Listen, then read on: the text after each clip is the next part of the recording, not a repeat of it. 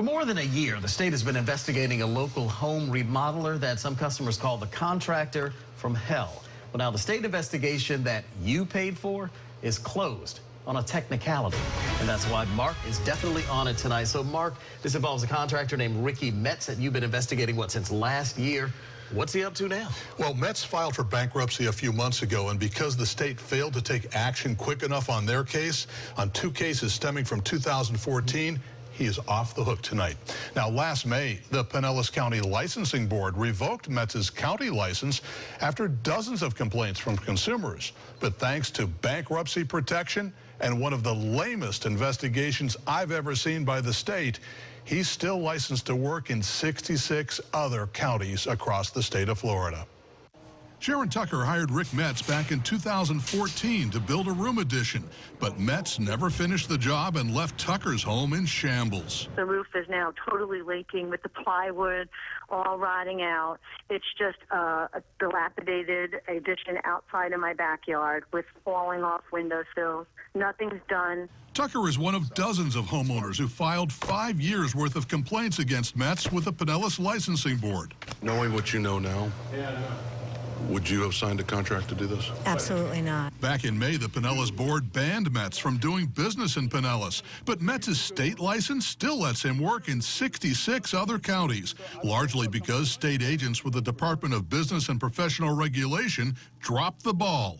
They failed to take action before Metz declared bankruptcy this summer.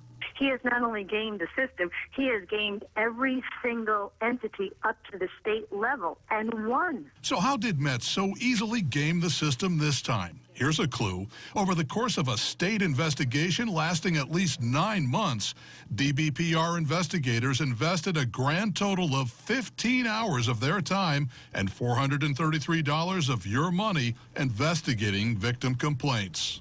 I think that it's a grave injustice that has been done to all the victims, including myself. Metz may have left Tucker's home in shambles along with countless other customers, but according to bankruptcy records, he still owns almost $1 million in property, including this $600,000 luxury home in Bel Air Bluffs. The last time we saw Metz, he insisted he also owns a stellar reputation in the home improvement business. We do good work. I stand behind my work.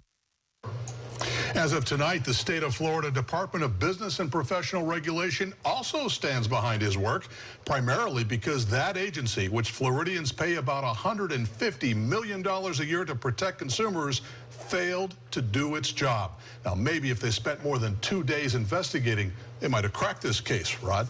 I mean, you have to have a lot of complaints for somebody to dub you the contractor from hell. Is he still able to get jobs He after can work anywhere else in Florida except Pinellas County. 66 counties he can operate. He's got a clear and active license because the state of Florida failed to do its job, even though his record is replete with complaints about shoddy workmanship, abandoned jobs, and you name it. It's a miserable record. Even after seeing this, if somebody decides they still want to hire him, he can, just not at Pinellas.